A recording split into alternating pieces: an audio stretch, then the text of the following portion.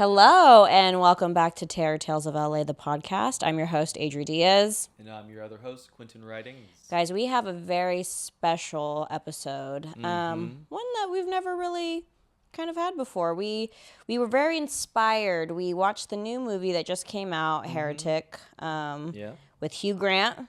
Yeah. Hugh Grant, he's playing a bad guy in that movie. Bad Man Grant. I love seeing Hugh Grant play a bad guy. Yeah. It's fun. Too. It is fun. After like a lifetime of like just like romantic comedies and like playing good guys for the most part. It's fun to see that heel turn. And he's scary. He's good. He's scary. I think it's just like to speak on behalf of white men of a certain age, we just hit a point in our lives where it's very easy for us to play villains. Believably. Sure. So what age do you think that is for you? For me, It was 17. No. Just happened. I just rolled over. Then how do you explain all the times you've said evil things in the past? That was like, those are hints. Those are glimpses. Foreshadowing. Now it's just happened. Yeah, we have a really great episode for you guys. Such a special episode. One might even say it's holy. It's holy. Yes. Well, yeah, we got inspired from Heretic because we saw the movie. We are not going to do any spoilers because I know people haven't seen it yet. Yeah. I have had people be like very interested in seeing it. I give my opinion without spoiling it, and then they take that information with what they will, you know, and I think that's what we're going to essentially do right now.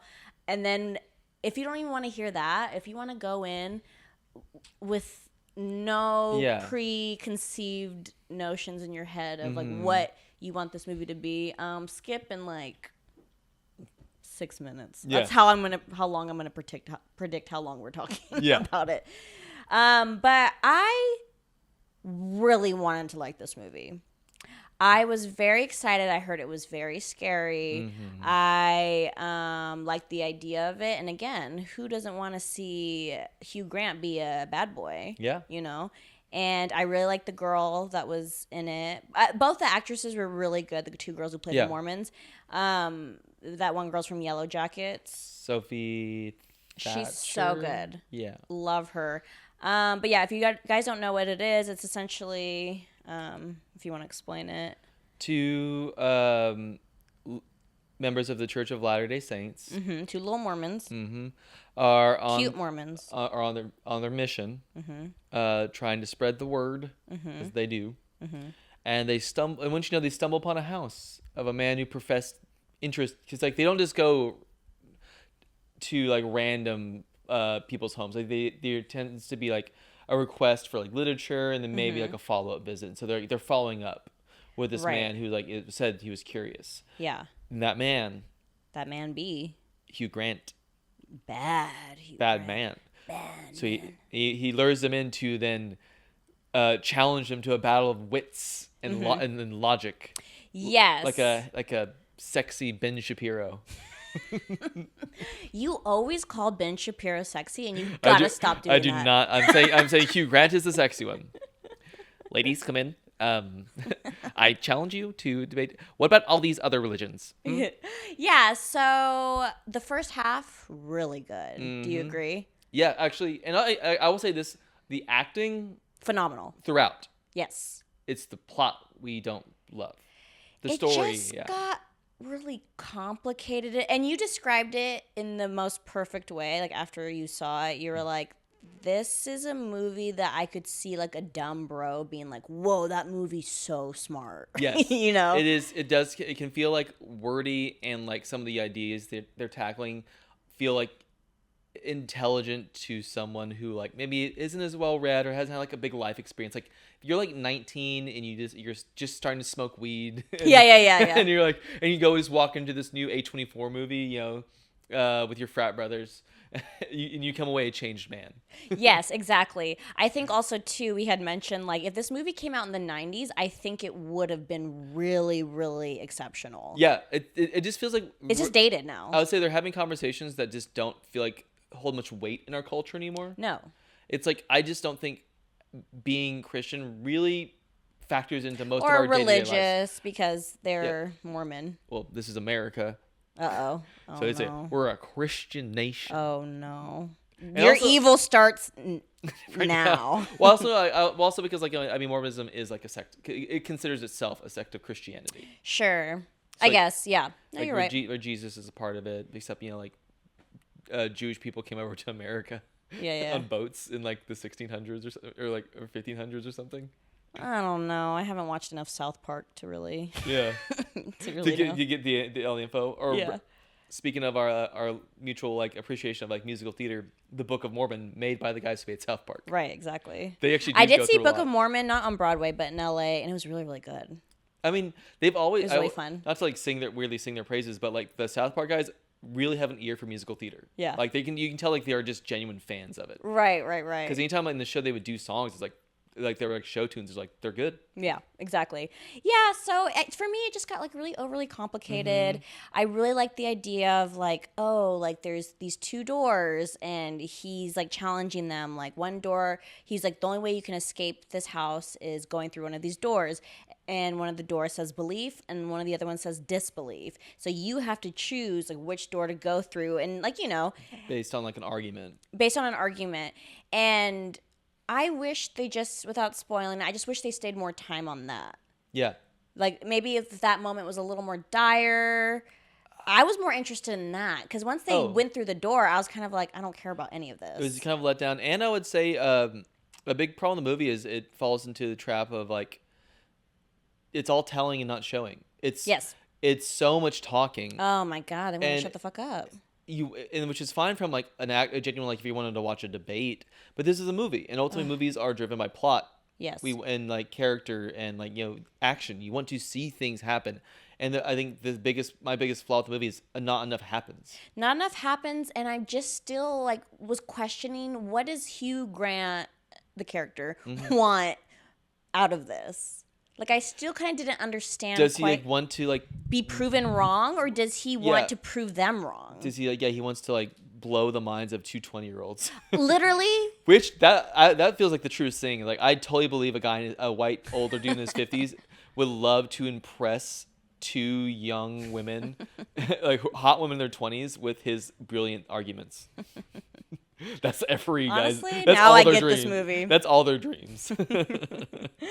Now I get it. Yeah. So, guys, we thought it would be so fun to have actually two special guests. Two very special guests. We have two special guests coming on the pod because I thought, how fun would it be to kind of talk about God, death, the afterlife, Things like what that is come up in the movie. Yeah. those things are scary, Yeah. and maybe this episode isn't necessarily like horror based driven, but I think there is some sort of like fear of thinking about afterlife, thinking about the unknown, thinking about like existential crisis of like, what am I doing with my life? Where is it going? And I think we learned a few lessons along the way in this episode. Yeah, I think there's at the very least, we hope you come away with some like thoughts or questions of your own. Maybe like you might, it might lead you down an interesting path. Yeah. Or maybe you'll tell us knock it off and go back to making dick and fart jokes, which I will happily oblige.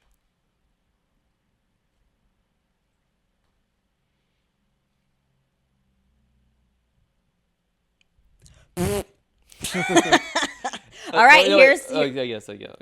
I was gonna say, all right. Well, here's the episode. I hope you enjoy our episode talking about Heretic and God and death. Yeah, here we go. All right, today we have a very special guest with us. Well, we have two special guests, but the first guest. The first guest is more special because they're a friend. A friend. Yeah. A lover. Yeah. We'll see how this pod goes. She's very funny. Yeah. She's a great friend of mine. I've called her many times late at night crying, and she usually has supportive, kind of toxic advice. Welcome, Alyssa Sabo. Hey. Hi. Wow, wait, you think my advice is toxic? Yeah, there was one time. What was toxic? No, I want to know. There was one time I was on the phone with you crying late at night about a guy. Yeah, and then you were just like, fuck him. That's not toxic. That's actually like feminism. Well, because like I was telling you, I was like, well, I was like calling him and he was getting mad at me. And I was like, you should be able to call him whenever yeah, you want. yeah, you did say that. You did say that. I was like, that is your inalienable right to call him whenever you want. I do famously not understand. I'm not good with boundaries. But it's because I believe that boundaries are a privilege of rich people. Oh, that's a great way to look at it. Because if you think about it, like, imagine there's like an underprivileged family, low income. They are living 5 in a family in a 1-bedroom apartment. You know what I mean? And they don't have boundaries. Wow. They all have to sleep in the same bedroom. And that, so all I feel of like, them. And the main people that are always talking big game about boundaries, rich. That does make a lot of sense because, yeah, you are usually in close encounters with family members, siblings. Quentin has something cooking. I can see he wants to say something. He wants to say something. And you know what? But also, back. too, poor people are in fight or flight. No, I was going to say we all know those rich farmers are trying to keep the poor cattleman down. Exactly. They want to, like, just, bringing their herd across the open plain. But these farmers went and, like, made fences and, broke up America. Well, yeah, I mean, like, property in general shouldn't exist. Nor should borders. Like everything should just be open. This shouldn't be your apartment. Yeah. This should be our there should apartment. be anyways, gosh, we're 2 minutes in and I'm already getting into my socialism ideas. Yes. But what about relationships? Should they also? Really? Should they too also be our relationship? I know. Should we all be poly? Yeah. Well, poly is the one true way. No. Yeah, and that's the thing where, like, with boundaries, it's emotional boundaries, I'm like, obviously, maybe I guess. But here's the thing: you were obviously in a state of panic in that phone call, and you were just hurting, and you needed someone to, like, help you. So, like, would it have been the greatest advice for me to be like, you're wrong? Yeah, you no, for have sure. done that. Like, yeah, sometimes you just need, like, a shoulder to cry on. You just need somebody to be like, If you said it like in that voice, maybe. You were wrong. I do, and I do have some friends and that's where you know which friends to go to for advice when you're depending on what kind of crisis you're in. Like, when I need somebody to just, like, be my yes man and, like, you know what I mean, then I'm like, I'll call you. Yeah. And then whenever I need, but I think we still both are able to give sound advice too. Yes, we're very self-aware. Yeah. We are pretty healthy for 2 crazy people. Yeah, I would say. I'd say so. I think we're doing a pretty good job. Quentin, what do you think? Quentin, those doing real solid work here, ladies. Oh, thank you, Quentin. You get my and now it's official. The guy man's seal of approval. The guy said we're doing good, and I can finally feel free. Now I'm ready to start the pod. One last thought I want to say, like, so boundaries are for for the inside. Right. Not for the outside. Okay. What is that, Freud? Yeah. Sigmund Freud once famously said. No, you're right. And even I think about if you are, like, in a home where there's, like, no doors and you have to share a room with your 2 siblings and your mom and dad, you can still sort of, have some boundaries. And boundaries are good if my therapist is watching. Yeah. She is. Yeah, she is. She is. What's her name? Am I allowed to say? You can shout her out. Kate? Yeah. What up, Kate? Our listeners are going to find her now. Yeah. Kate, you've changed my life. No, she's amazing. I'm sure she's not listening to this. Oh, are you sure? Yeah. What, do they? Do you think No. Everyone's therapist is always listening. They're like the God. No, but, like, do you think, like, people, like, comedians, therapists ever, like, listen to their clients' pods? I do think they at least stalk them. I think they're still human at the end of the day. They're still curious about them. Yes, because sometimes my therapist will ask me questions about, like, my stuff, and then I'm almost like, I wonder if she's, like, looking me up, and that's why she's asking. I mean, I think so. So she says something specific, like, how was the Menudo show at UCB on 11/12? And you're like, hold on a second, Sheila. Yeah. Sheila. How did you know about that show? She's like, your Instagram, I mean... No, I just think she'll just, like, ask, like, oh, so you do a podcast, what is it called? Like, just, like, questions like that. So that makes me think. And you never told her about the pod? No, I told her what it was and what it's about. She's just following up on something you already told her. No, Alyssa, Sheila is obsessed with me. She can't get enough. I'm the best part of her week. Well, what do you guys think about those therapists on TikTok? If I ever saw my therapist making a TikTok, I would immediately fire her. Yeah, absolutely. I think most. Do you know what I mean? I will listen to them, but I will not. If my therapist was on there, I'd be like, oh, I don't trust her. Same with like medical professionals. I don't think I want to see that.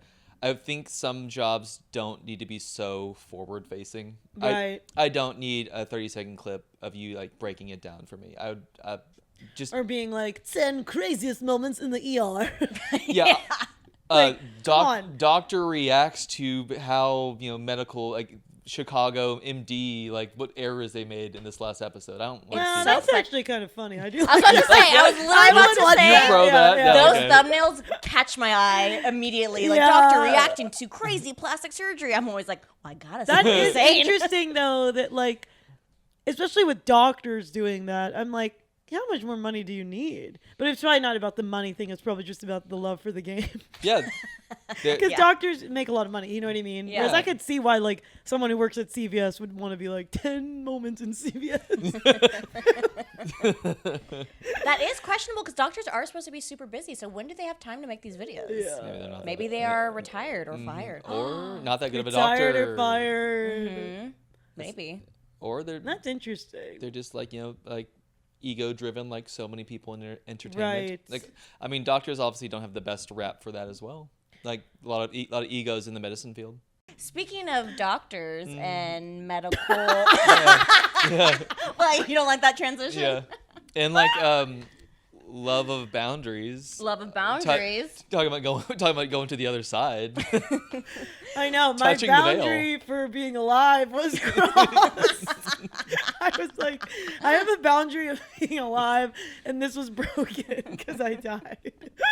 Well, that Quinn is and what I you think recently saw the horror movie Heretic, and it talks a lot about it's about these two Mormons who are doing missionary work. Yeah. They go to Hugh Grant's house. I mean, obviously, it's not Hugh Grant in it. It's the character. Yeah. But then, have you seen the trailer for this? Not at all. Oh, my God. Actually, I think you would really like it. Yes. Yeah. I need to see it. So he essentially, like, kidnaps them and, like, challenges their faith. Yeah. Like, life or death situation. Because he's, like, apparently spent, Is he, like, a murderer? Not really. No, he's like his more. It doesn't really. His deal is more like he spent a lifetime in doing theological work himself. Wow. Like looking for like so he's like done like a lot of research outside not just like Christian doctrine, but like other monotheistic cultures in addition to like they didn't spend too much time on the like maybe more like pluralistic religions. The main focus was like on the Western Abrahamic religion, but then like also touching base with some of the older similar like myths and like dead religions from like humanity's past. Like I think they talked on Egypt, like with like Horus, Brahm, I think from like Hinduism. Like, but his whole thing is like they're like, do you still believe when I present you with all this other evidence of? Yeah, well, he essentially traps them, and he's like, "There's two doors. Yeah. One it's says still horror because it's still horror. So it's like one door says belief, like Saw vibes. Yeah, and the other door says disbelief, and he's like, which door are you gonna go through to escape? And just also minor spoiler. There's like a small character that they has to do with death and resurrection and like like visit someone coming back. So we naturally thought of you. Honored to say the least. Someone who did the damn thing. It is a lot. Because like I love you so much, and I think you are so funny. You're so cool, kind, but you also have a crazy backstory. Like when I always kind of knew of you before we became friends. I was always like, oh yeah, that Christian comedian.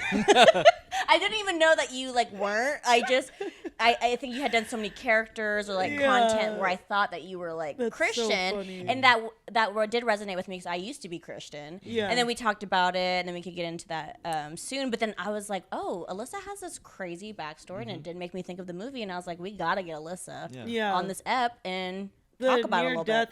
Well, yeah, it's interesting. That does sound like a movie, then probably like up my alley. It is something that I grew up with, and in a way that was like, it wasn't just being like shoved down my throat. Yeah. Nobody was like pulling me or dragging me to church. Yeah.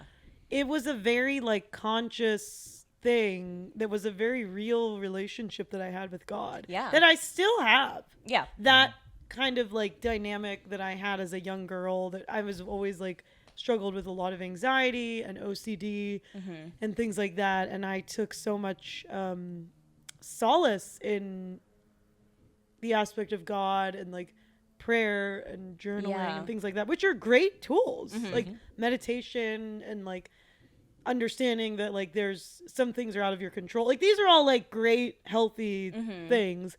But ultimately, like, you can't just, like, have that and then not have any sort of other sort of, like, science or, like, psychological help when you're dealing with. And so that's where, like, so then what happened for me was then once I got to a certain point, once I reached a certain age and stuff was sort of, like, you know, getting a little bit too beyond me just being able to be, like, sure. That's whenever I kind of had to then start to introduce other things. And then, you know, so I've gone through different phases with religion and things. And when I moved out to LA, I feel like I'm jumping around a lot, but when I moved out to LA too, I was always very drawn to anybody that was, I just was very like any kind of like new agey stuff was also interesting to me, but that also has its own weirdness. Like I think all this stuff is just humanity trying to find security and safety and an answer. Yeah. Because ultimately the scariest thing is the unknown, but that's what life is. Yeah. But these, you know, religions provide an answer. Right. So, but but I do have like the funny years, or, you know, me being a teen and being this like hardcore evangelical. Well, it's so funny because conservative, I was that too. Very much, like George W. Bush is like God's president. There was that aspect. And, you know, I wasn't that far. And you know what? And there was that aspect of it. No, but I was like preaching and always trying to get, because I really bought into the idea of, well, we're all gonna die one day. I knew that was real. Yeah. Because I was always going to funerals. I grew up with a lot. I was very much surrounded by a lot of death. I grew up. I had a bunch of like. I come from a big Hungarian family. All of my great aunts and great uncles, they were all Hungarian. There was 11 of them, and they were all just. I was this little weirdo kid who was just hanging out with all these like 80-year-olds, and they were all explains so much. Yeah. So and then I was also, the church I went to was really predominantly a lot of older people. Me and my sisters, my mom and dad were the youngest people in this church. Everybody was like over 60 or over. Oh wow. So because of that, a lot of people are dying. Yeah. I'm singing at the funerals. Oh. Because my sisters and I were, you know, church singers. So I'm singing at the funerals and the weddings, and I'm going to funeral after funeral. I'm in open caskets. I think by the time I was 8 years old, I had been to 20 funerals. Wow. Dang. And you know what I mean? But it was just normal. It was a part of, and that was the other thing, like with Christianity and stuff, like death is such a big part of it. Yeah. Because of, you know, obviously Jesus' death on the cross. So I'm 8 years old. I'm sitting in church. The pastor's up there saying, you were all born sinners, and no matter what you do, nothing you ever do will be good enough, and you have to ask Jesus into your heart because he died on the cross for your sins. Are you going to do that? Of course I'm going to do that. Like, what else? Of course. Right, yeah. This guy that loves me more than anything in the world died for me. Thank you. And yeah, I'm going to commit my life to you. And that's how it was. And so from the time I was 8 years old, it was just like, period. Yeah, no. Like, Jesus is everything. And I don't understand how you could know this information and not be telling every single person. See, I think I had the opposite experience, like growing up Christian. I almost felt like it was not a choice for me. Like I was dragged to church. I was like so like bored of it. I didn't really understand it. And then I remember there was like a specific time where they were doing like worshiping and they were like singing and everyone was like praising God. And I was like looking around and people were crying and like speaking in tongues. And I was just like, why don't I like feel that? Like I want to feel that. And then I remember I like made myself cry just so like I was thinking of sad things. The beginning of your acting career. Yeah. Cause like I wanted people to be like, whoa. How old were you? Do you remember? Definitely preteen. So anywhere from like 9 to 12. Well, and when you made yourself cry, did you get any kind of attention? Yeah. Wow. Yeah, and what that. What happened? What did people who came up to you? Youth leader? Like, I felt him. And people my mom, were like your mom. Everyone was just like, oh my God. And then like, you know, I saw people like speaking in tongues and I remember like thinking like, okay, like trying to understand it. And then I was just like, and then I just was like, like I started like doing that. That I think they should have known I was fucking faking it. La, la, la, la, hello. You're like, Malala. Malala is a wonderful leader. They're like, Malala. George W. Bush is our president. Is our God president. W. Bush. That's interesting. Yeah. Yeah. I didn't grow up with like the speaking in tongues, but I was introduced to that. I found a book in my grandpa's house that was about the Jesus movement, which was sort of like a solution to Woodstock for Christians in the 70s. Oh. So it was all these Christians having this like moment, but it was like Jesus. It was like hippie Jesus movement, and it was sort of like the backlash against like the war and all of that like conservatism, but it was like, no, Jesus was a rebel. So it was that. So it was like more of a Pentecostal leaning situation. And I remember reading this book as a little girl and being like, that's what I like want to experience, because I was more drawn to that aspect of spirituality and the faith of like, you know what I mean, the worship and getting caught up in it. Right. I loved that. So I think if I would have been going to a tongues situation, yeah, I would have been, you would have seen me up there on the stage like, hamming it up. But like, yeah, I was very, and then I got introduced to there's something called IHOP, International House of Prayer, where they are speaking in tongues. They're leading worship 24/7. Why are they called it's IHOP? I forget where it's in. I think it's in isn't there some sort of copyright is it like a parody law thing? No. I don't know if I just called it IHOP. All pancakes are cross-shaped. Yeah, there's no pancakes, but then I don't know. I just started really getting into this, researching about it, and there's things called like the Holy Spirit holes, where people will just be like, I fell into the Holy Spirit hole, and they'll just like fall and start like laughing, you know, like that kind of stuff. So I was really, really tapped into that, and my relationship with God and whatever you want to call it now, whether it's like intuition or whatever that was, but was very real, and it really did.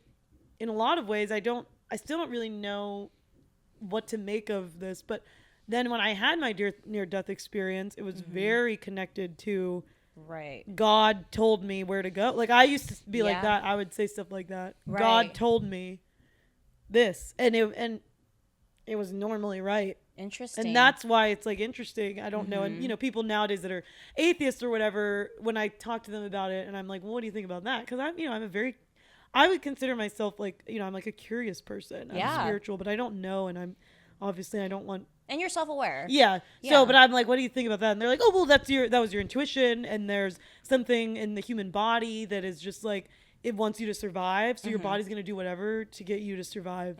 So that's why you went.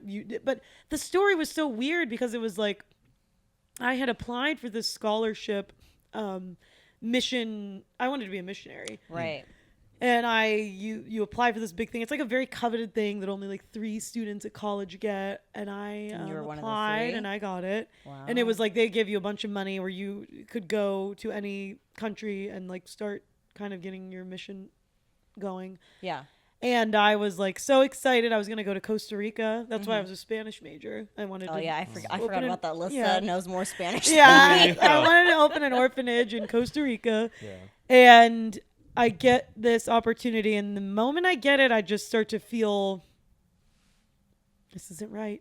And I'm praying, and I'm like, you know, and I used to be real intense about it. I would like go to these like fields in Pennsylvania in the middle of the night. I would be like, and my town was a small town where I went to college and like farmland. So I'd go to these like open fields, and I'd be like, Lord, what do you want me to do, Lord? And I like loved it, and I would be like listening to worship music, and I would just be like, and then I would feel like God's voice, and I would feel him telling me what to do, and he was like, and I felt very, very seriously him say, you're not allowed to leave the country this summer.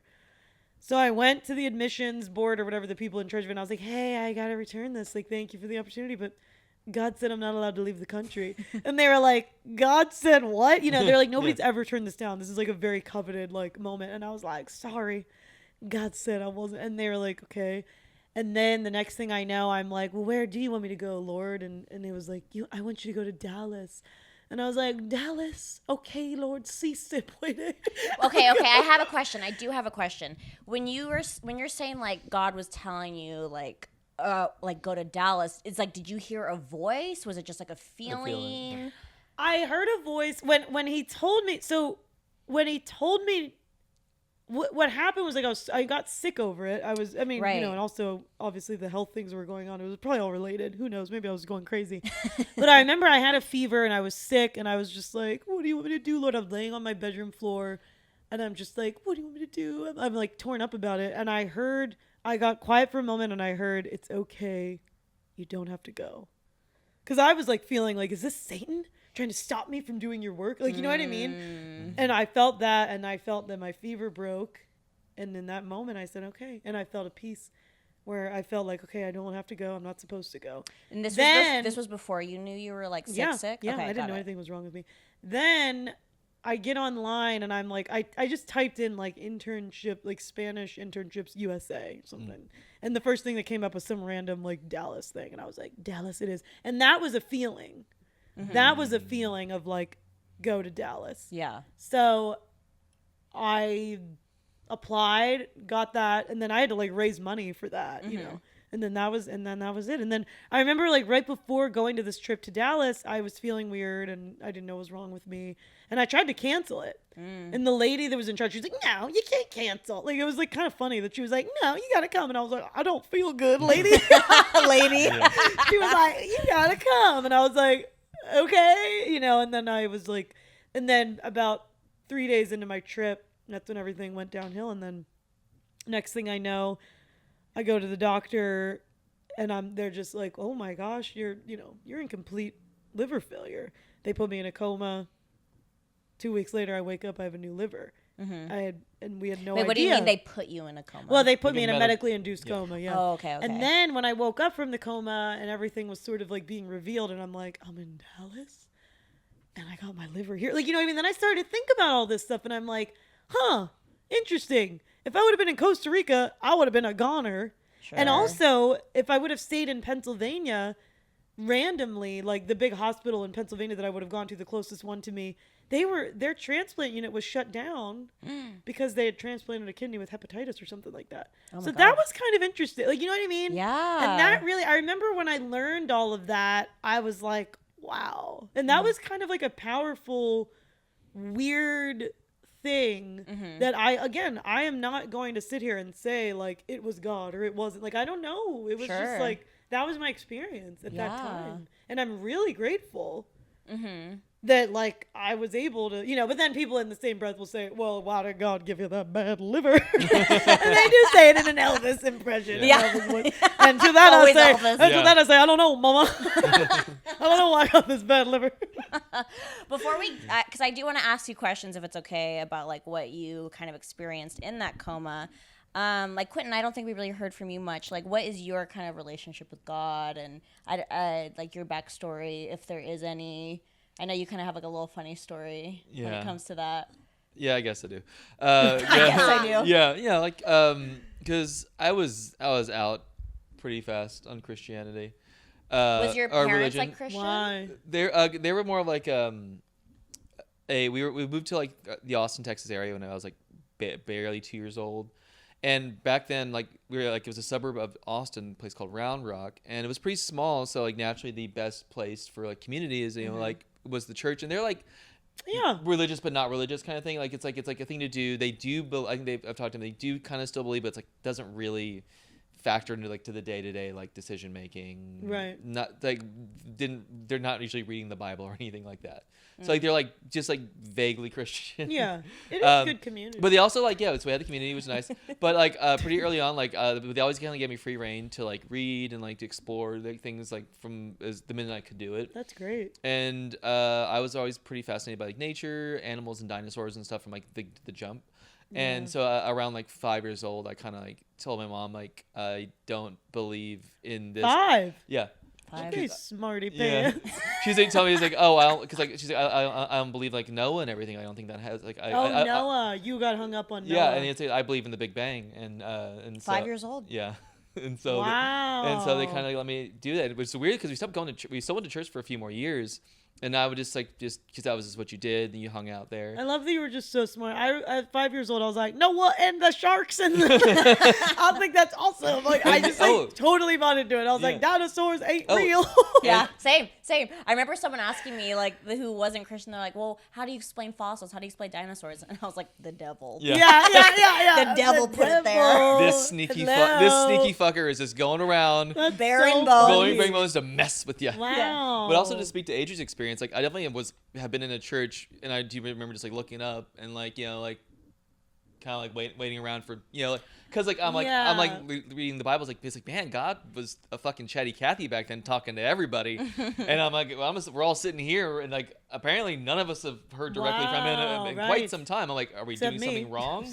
Yeah, I thought something was like I guess God was way too busy. He was talking to me. I know what God was doing. Well, I don't know. God keeps trying to leave. No. Alyssa, I gotta talk to other people. But it's interesting. Like sounds like you are very well versed on the Bible because there was a lot of miracles and stuff like that, and I will say it is interesting in other countries, those sorts of miracles and weird happenings like that are still happening, but not in America as much because of like the technological advances and the way that we are, which is kind of interesting when I think about it.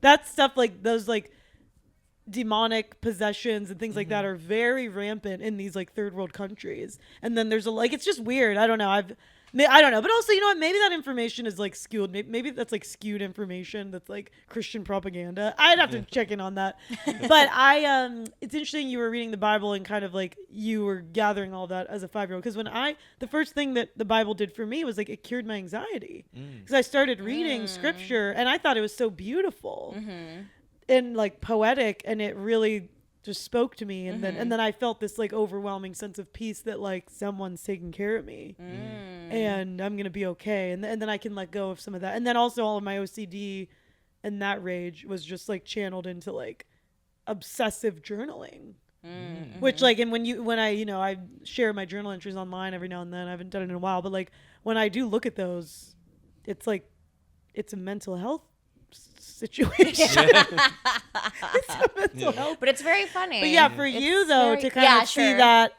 very interesting. And then and your parents were fine with it. And yeah. No pushback. Did you have siblings? Younger brother. Did he believe or buy into it? Not really, no. We're similar in that regard. Really enough, we link. And we never like talked about it. So what would never, you like, consider yourself an atheist, or when you're in nature? How do you feel? Do you feel spiritual in nature? I mean, I do recognize like the there is a sense of like peace coming from like a being in like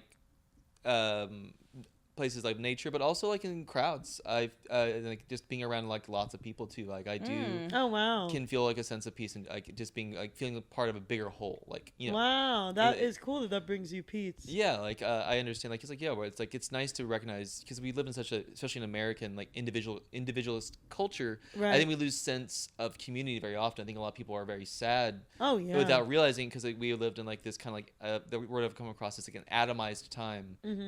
Where we're so just naturally, due to like jobs, living situations, singular. We're forced into like these like small like apartments, online jobs, email jobs, and we don't have like third spaces. I know, and that's why the church was a good place for that. I will also say, I think being around a lot of people, that's cool that brings you peace. I do find the more I learn about science, and I think about how lucky it is that we're all even alive. It's crazy. Right. Whenever you also think about like a sperm attaching to an egg and like that happening, and then you being born and making it, like it's so crazy, and that we're in this universe and this like galaxy, like, you know what I mean? Like it's like wild. It's the Dr. Manhattan argument from The Watchmen. Oh, what is that? Well, what I just said. Yeah. I don't have an argument. I'm just saying. No. It's like, well, it says like point of logic is like because he is this like omnipotent being. Essentially, he can like we're like time. He's living in all moments at this point. To him, like he initially wants to leave Earth because time is nothing to him. He no longer feels human. But then he kind of like comes back and like cares about relearns his humanity, because he was a human because of a past relationship, like romantic relationship, and like the talk of like the odds of this woman existing because of like, you know, a sperm finding an egg and like out of all these like probability and the sense of time is kind of like special and a miracle, and it does matter. Is why I think that I do feel that way, and I think it's sad because I think that's like kind of a belief that is sort of like, whatever, life doesn't matter. Like, you know what I mean? It feels like obviously I know things are really hard and like complicated and like, but and it's like easier to just sort of be existential and like, whatever, nothing matters. But I feel that everybody is like so special and like, even, you know what I mean? Like, I feel that way. I've kind of flipped. Yeah, I'm at the point where I guess to answer, I don't think of myself as atheistic. I think that's like more of like a question I don't dwell on too much. Yeah. But I do appreciate the kind of like sandcastle on a beach nature of like all our lives, and I think that makes it kind of more precious. Yeah. It's like it's why we have children. It's why we make art. It's why we build things with the knowledge that they will end, and we have to kind of appreciate and really cherish them for the times that they're there. Right. Because I don't think of a hereafter, and because like in my mind, once something is gone, it's gone, or at the very least it's beyond our reach, and so I'm focused more on the now. No. Sure. Yeah, and I feel like I wouldn't even call myself an atheist either. I think I am like open to being proven wrong. You know, I like resonate with like, having that community, having like this, you know, and like what is like the definition of God? Is it like, you know, like our inner God, our inner peace? Like I feel like I'm pretty spiritual.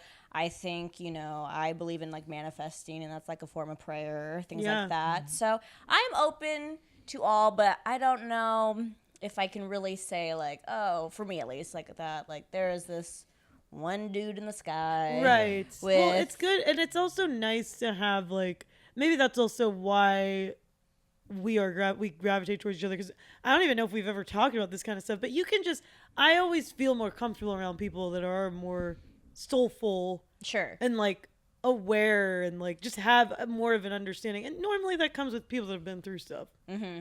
Yeah. And having all, you know what I mean? Like, just like, not all the time. Quentin, have you been through trauma? No. Nah. You know what? You seem like a very empathetic person. He is. You are very empathetic. I think, I do. And I don't know you that he's well-read. He's well-read. I don't know you that well, but you seem like, you know, somebody that maybe, maybe you haven't been through as much trauma as, say, me and Adri. Yeah. But you seem like somebody that can handle it and knows how, and like wouldn't be like, like I can't deal with this, you know. But those are the kinds of people I like to surround myself with. Yeah, exactly. Yeah, exactly. And you know, going back to the very beginning, we were talking about having like someone just like having your back rather than just like giving you like the facts of like, well, you know, you shouldn't have those, you know, you shouldn't be doing that. And then just having someone who's empathetic towards you in that moment, and just like, obviously in a healthy way, like it's not like you were like, go burn his house down, go kill him.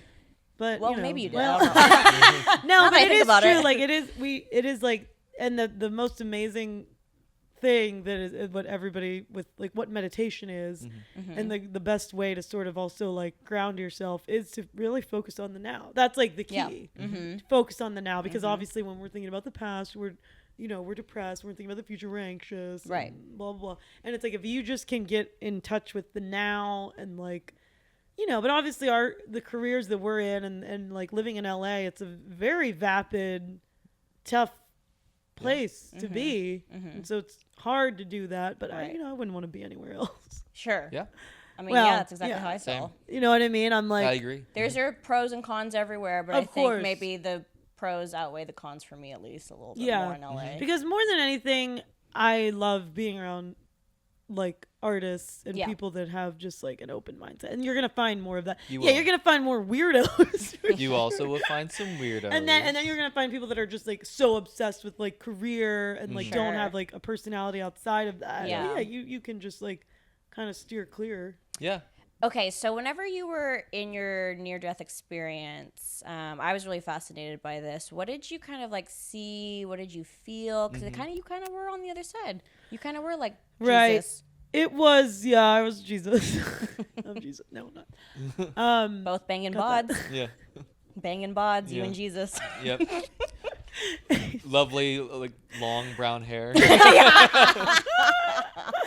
And rock stars. And rock stars, famously. I was, so in the actual coma, and I also have very vivid dreams. I'm a big dreamer. Even before? Yeah. Like, okay. Do you keep like record? Yeah. Because like I feel like people that tend to like remember their dreams are the ones who take the most time to chronicle them. I think it's like you can train your brain. I have a dream journal, and they, and I will have I'll have these dreams that feel so real that like it stays with me. It stays in my DNA for years after the dream, and I can really like get into that feeling quickly. Do you know what I mean? So I'm I'm someone that is like, I understand what my dreams feel like. I understand that. And the coma was not a dream. There was something very different about it because it was a realm. It felt like I was in a different realm, but still on Earth, but just different. And the way I described it was like somewhat of a weird situation, like a rehab situation. It was, and I've talked about this, but there was Asian. Go on. Like, it was like I thought I was in somewhere in Asia. Did you get to use a anime manga term, isekai? Which is like, it's a whole genre. It's like anytime there's someone like in like say like our current timeline who like is about to get hit by a car and then they wake up in a brand new place, like a new reality. Like usually it's like something like more like fantastical world, right? Or you fall through like some kind of like portal. It felt like that. Yes, that's what it felt like because it was Asian like music. This is real. Was there any of my family members running around? Your family? No. But and I was just like, oh my gosh! And there was streams, a lot of water flow, which was a sign of like healing, and then a lot of like plant life, luscious, beautiful plant life. And I was on a conveyor belt, and I was going around this like conveyor belt, and along the way there were different people that I would stop at each station.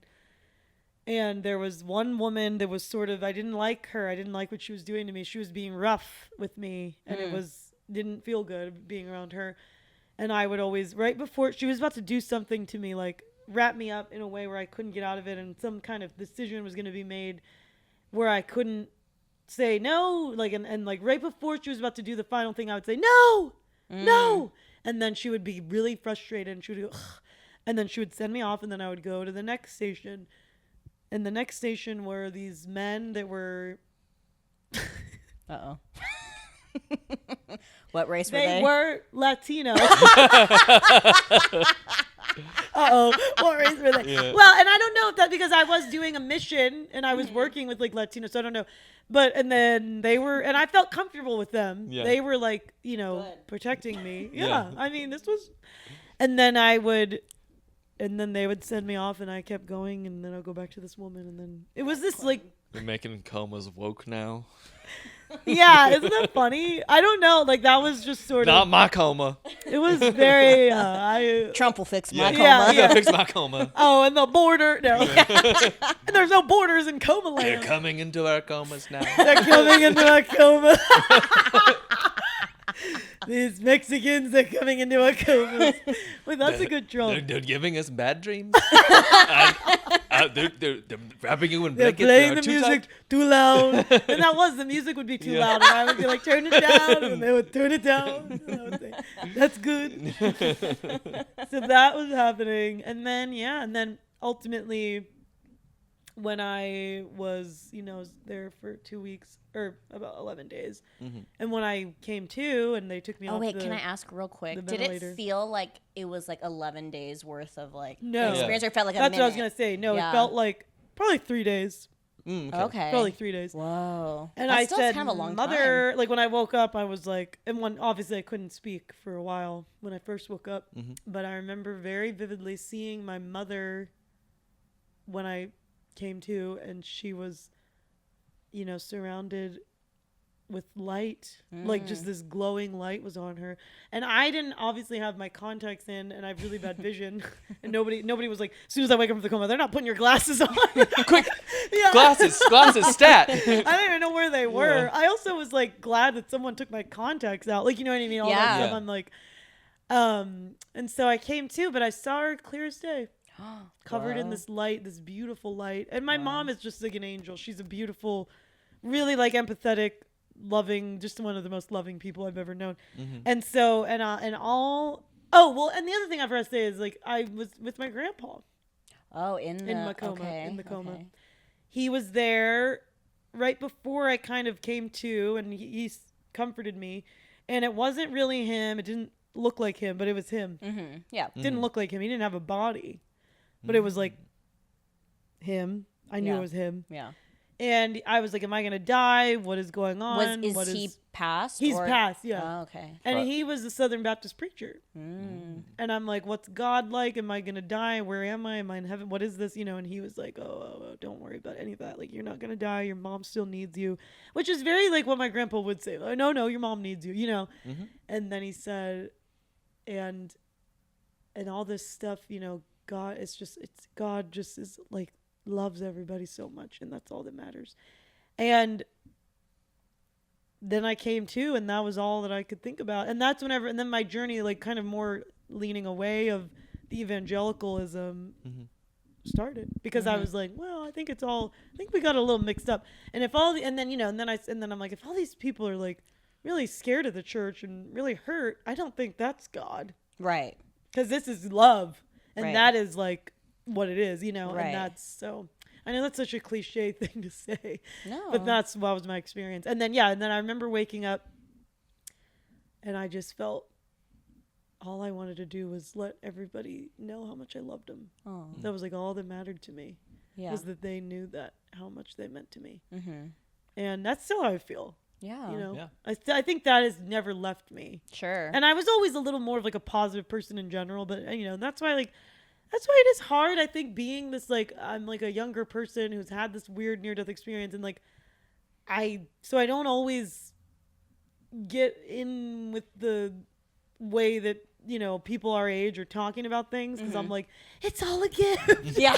And it seems like a weird, like, okay. But that is why I do kind of tend to gravitate more towards older people. But it is interesting if you think about me as a little kid too, being very drawn to older folks. I was always very engaged with them. Yeah. Very much like felt the most at ease and comfortable around. I can relate to that. I kind of feel that way around older people as well. Because I grew up with my grandparents for part of my life growing up. And it's so funny kind of like realizing like all the habits I got now from like these older people. Yeah, that is the other thing we have in common. That is we're both kind side of of we're kind of like old people. Raised by the old ladies. And my grandparents used to fight all the time, and that was like my first time ever experiencing like a marriage. And so when I got older, I was like fighting with boyfriends left and right, and they're like, you can't do that. And I was like, what are you talking about? That's how you are. I remember, my great aunt and great uncle, the way they used to talk to each other was like, you idiot. Yes, exactly. Moron. You know, but they like obviously would kill for one another. They like, there was like the loyalty and the love. But yeah, the way they talk to each other, you fucking moron. Like, I hate you. My grandpa always be like, get off my ass. That was like his signature line. Get off my ass. I remember like my great uncle, he was like in the Navy, and he would always like want to tell stories about it. And my great aunt was always like, here we go. That's so mean. And then like one time, the most infamous moment was like, he was just like sitting on the couch like this, and she was just like seething. She was like, look at him. It's King Tut. And we were like, he's just living his life. Old like, people are the funniest people. They're so funny. I literally say this all the time. I was like, if I never become famous, I feel like when I'm old, that is when it will happen. Yeah, like because you're I will be such a funny, old. sassy old woman. Yeah. Because I already have the spirit of That's one. That's so funny. And I see that for you too. Yeah, if we don't become famous, like we'll see at 76. Yeah. Oh, that's so funny. Wow. So, what do we think? Are we all Christian? Are we all atheists? Yeah, I think we all converted. Yeah, all converted. I mean, hey, if the afterlife is Japanese, I'm in. And it is. And Latino. And what Latino. if it was foreshadowing us? This is all leading to this to conversation. This moment, to well, this podcast. Is. I do feel like I feel very like. Do you guys you guys probably lean into your intuition when it comes to people. Sure, yeah, totally. And I do feel like I can immediately get a vibe in a sense from somebody if I feel safe and comfortable with them. But so I feel that way about trauma. you guys. It doesn't have to do with the coma, but I feel that way about you guys. And obviously, when the podcast is over, we're gonna wrap you in a blanket. Yeah. Real tight. I'm gonna say no. Send me to Adrian. Because it was an Asian woman. Yeah. I know I didn't say that, but it was like that's why it was funny. Like it was like, and I was like, but I don't know if it was Khaleesi. And the fact that she was frustrated also tracks. Quentin is Asian. He gets frustrated, and he has the most beautiful feminine hands you've ever seen in your life. Let me see. Wow, those are more feminine than mine. Really veiny. I have good horror hands. I did a horror movie, and the director was like, "Those horror hands." He was like, "I want to just," and I was like, "Oh," because they are really like creepy. The thing that all women want to hear. I know, right? Right. Like, anytime I have an audition where I have to like show my hands, I'm like, "Oh, they're broken today," but trust me, they're good. They look really good. So, since this episode was mainly about the horror movie Heretic, would you see the movie? What do you think if Hugh Grant? What is this, the part of the game? Is this a game? It was it was like a weird. Because you haven't seen it. No, I'm just. Oh, I'll see it. Just connecting. Oh, I love horror. Yeah, I so love horror if you movies. were in that room with Hugh Grant and then he was like, you have to go through a door that says believe. No, say it like Hugh Grant actually for me. All right, Alyssa. Would you go to the believer door, or would you prefer the non-believer? He stutters in the movie. He was always. I He's feel kinda like like, he's always that's kind a- of he he's has a always a stutter? little kind of brown. No, like it's like he like kind of charmingly stumbles over his Charmingly stumbles. Yeah. Yeah. Do Which you door? Do you believe in God? Which door would you go through? Well, is it, probably the believer. I'd lean more towards the believer. Okay. What about you guys? I think initially I would like without it's not even like really a spoiler, but it kind of feels like it would be. In my head, I'd be like, oh, he wants me to go through the disbelief door to like prove something, so I should go through the belief door, so that because that's what he says. He's like, only one of these doors leads to out in the world to safety. And so it's like a mind game. But honestly, how I describe it without any spoilers, it sounds cooler than what actually happens in the movie. Yeah.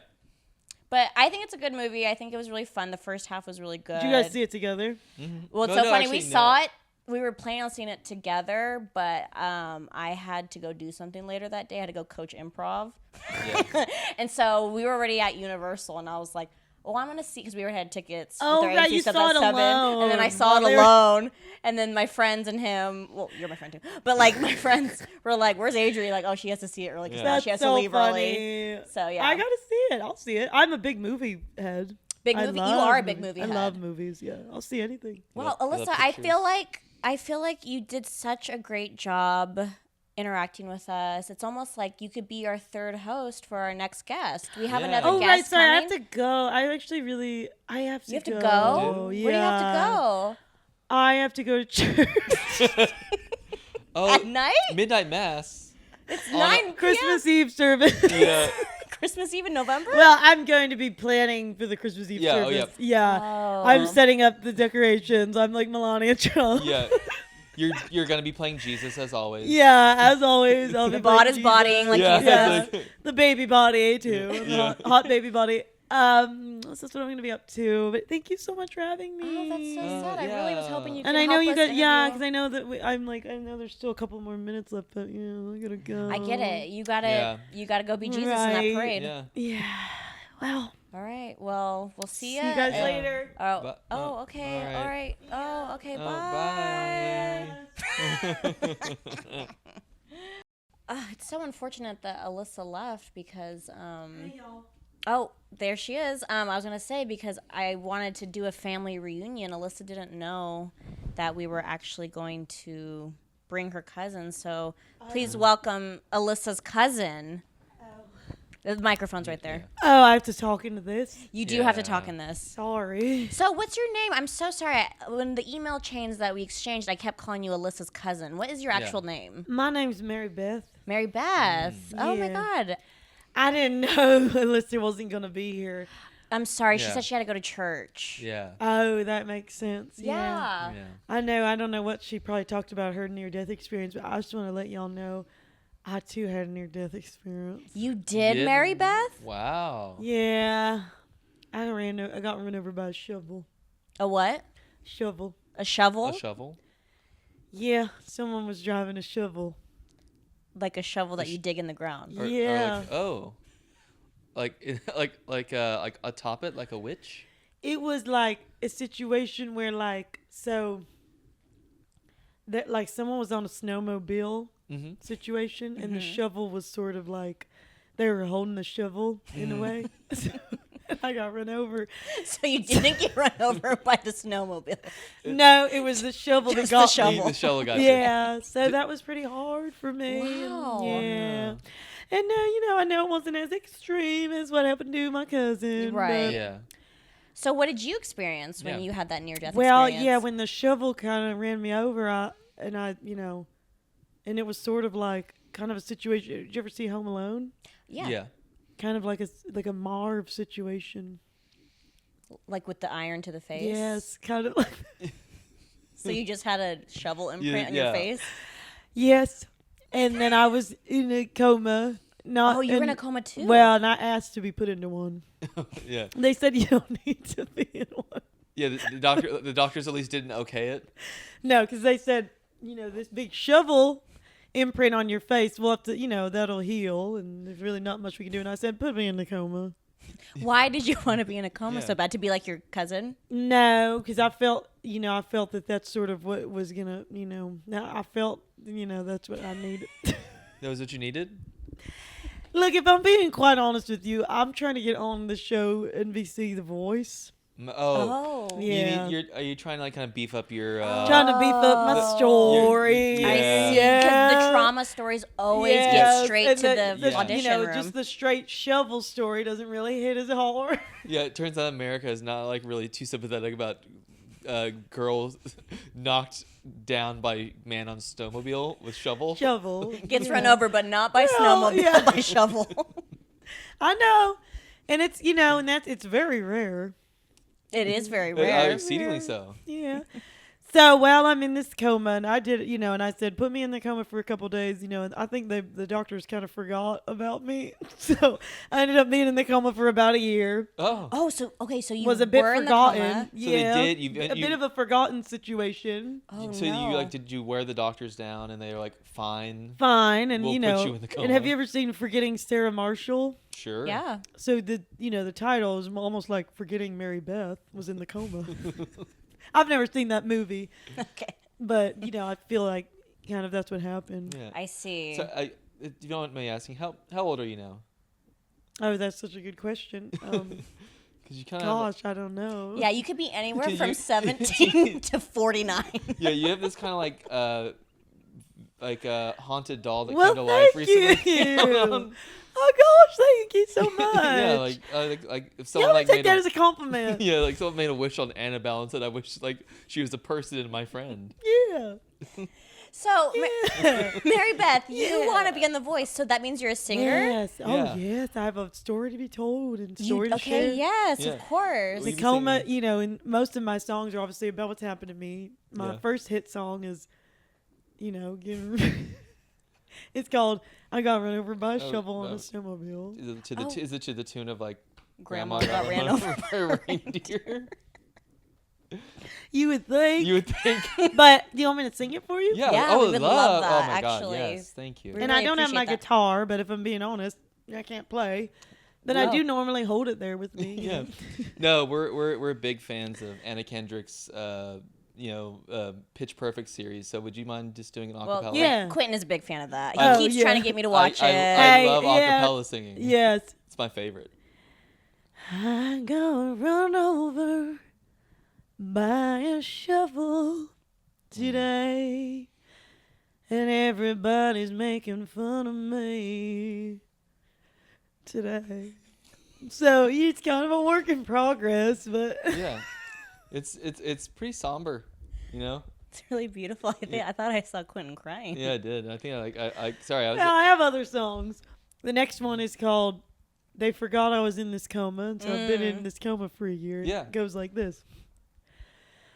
They forgot I was in same this beat. coma. Very similar.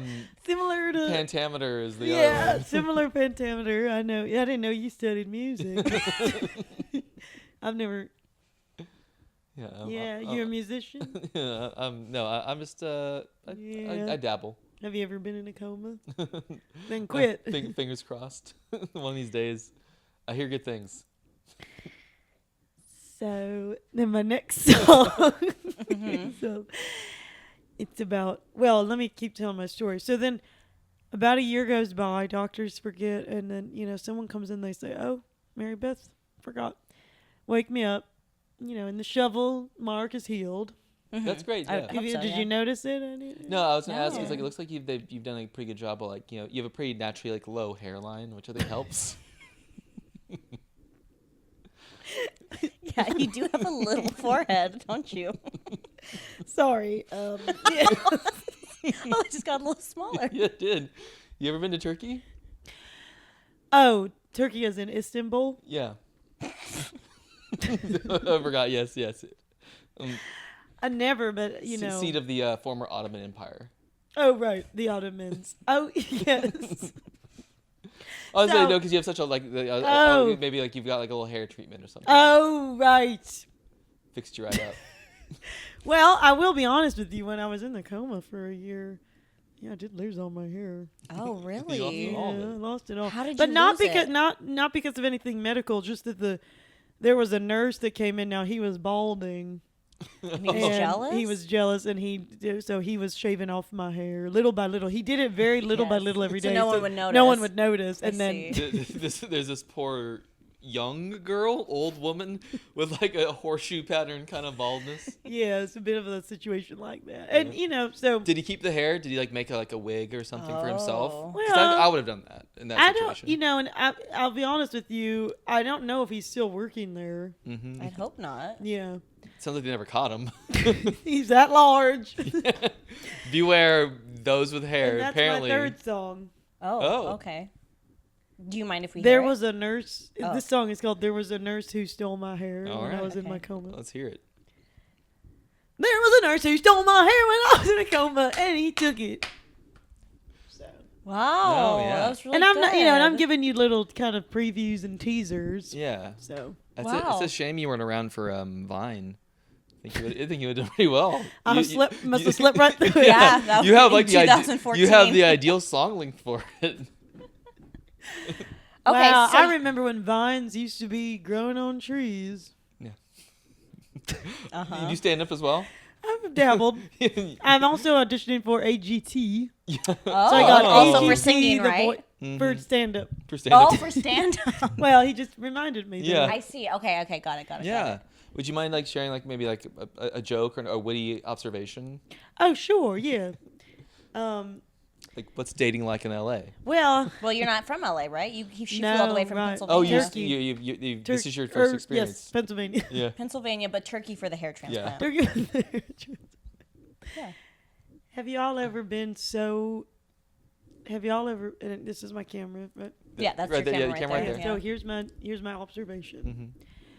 Have y'all ever been in a coma for a bunch of years and the doctors don't forget about you, and you think to yourself when you're in the coma, hello, is anybody gonna wake me up?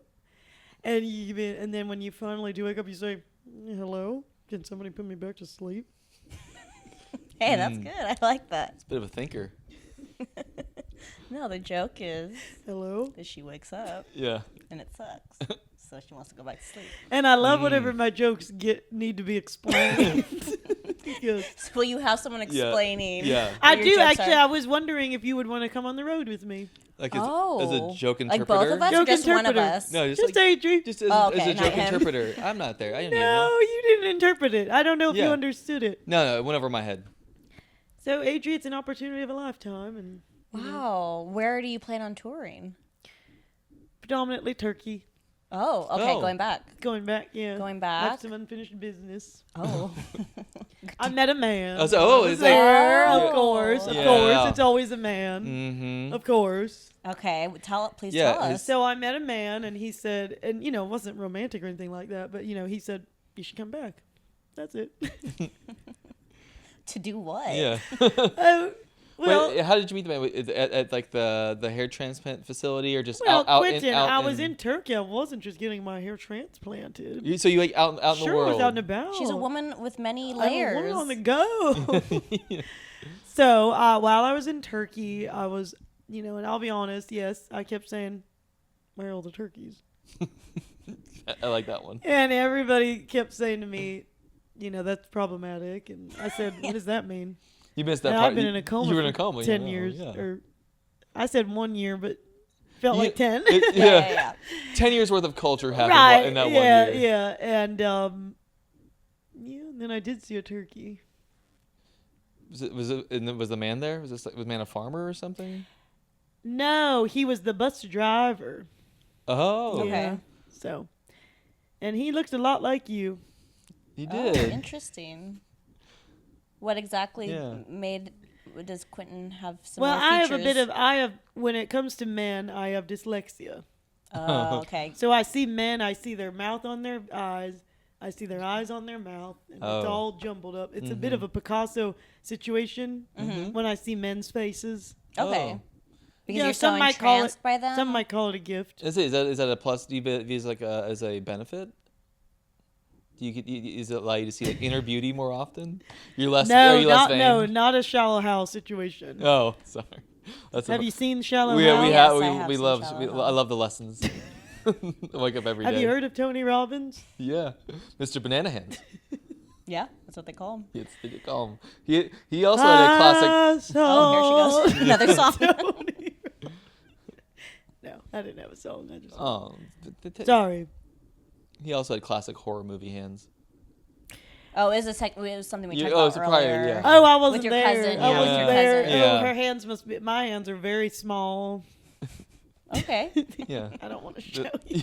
You don't have to. They look like a. Well, they're so small. Men have said, when I look at your hands, I think, am I with a baby? I don't know if I like that. And I say, don't look at my hands, mister. And I okay. say, my face is up here. Is that how you Yeah. got the attention of that male in Turkey? Turkey? No, because that's what he was looking at my kneecaps. Oh. Okay. You do have interesting kneecaps. Mm-hmm. They are glittery. Yeah. And that's not makeup, Adri. Oh, I was gonna ask. How did you know? Born that way. Lady Gaga. Yeah, I remember We know her. her. Yeah. Yeah. Actor. She was pretty big by the time you went in that coma, But and then she's still kind of big now. I know her from Joker 2. That's Quinn's favorite movie. Yeah. Not the first Joker, the second Joker. Only love the second one. Well, I think I see some stuffing popcorn calling my name. Oh yeah. Oh, of I course. guess you've never been around Yes. a media production. No, we do I've have never, Crafty. yes. I Yeah. noticed and I saw there's popcorn with stuffing flavor. Yeah, you missed and a lot. I've never seen that in my life. Well, before you go to eat the popcorn, is there anything you want to plug? Is there Yeah. anything? Do you have an album coming out? Do you have a stand-up special coming out? Like you're in LA. Well, yeah, I'm trying to get on The Voice, so if anybody Yes. knows of anybody Mm-hmm. on The Voice, Pharrell, I think yeah. could Pharrell? Pharrell. Is he still kind of working on The Voice? I think. Well, I don't personally know I him, don't so I don't know, know. but maybe Gwen Stefani? Gwen Stefani, maybe. That's what I would like to plug and promote, and Oh, yeah. hopefully get the word out there. Please Yeah. use our platform Yeah. to promote yourself. Gwen Stefani, if you're watching this, I'd love to come on The Voice. I've got a voice to be heard, and original And you have a songs, dramatic story, and Mm-hmm. and I won't bring my briefcase. Inside of my briefcase, I do keep a gun. Don't say that part. I Well, won't bring it. yeah. That's fair. If you're not gonna bring it, that's yes, good. I said I won't But bring once it. you say it, it's in their heads. Yeah. Right. That So I you- shouldn't have said it at all. You shouldn't have said it at all. Rewind. No, we can't rewind. Be kind. Yeah, Rewind. yeah. We've also seen that. Well, I know. Also, that, a Jack Black vehicle starring with Mos Def. I know you're just Alyssa's cousin. You're not her secretary. Yeah. You know.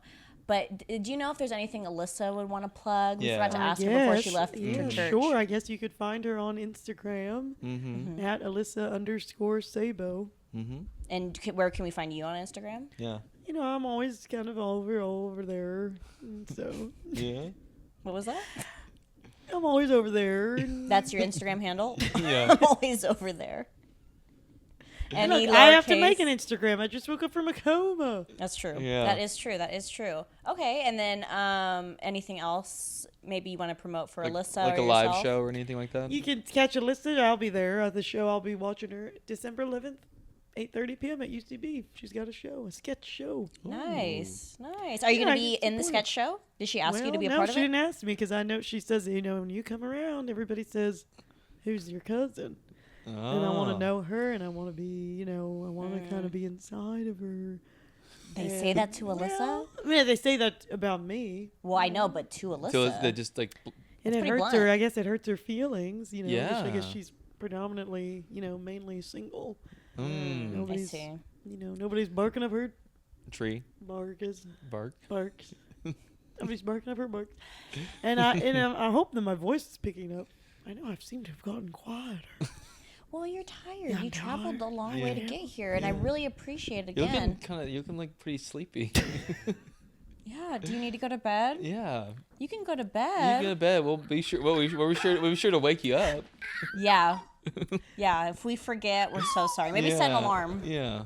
Maybe set an alarm. Oh no. All right. Well, there she goes. There she goes. Hopefully we don't forget. one of us next week at least will remember to wake her Yeah, up. when we come back here. Yeah. We'll wake her up in Yeah. a week. Yeah. Yeah. Okay.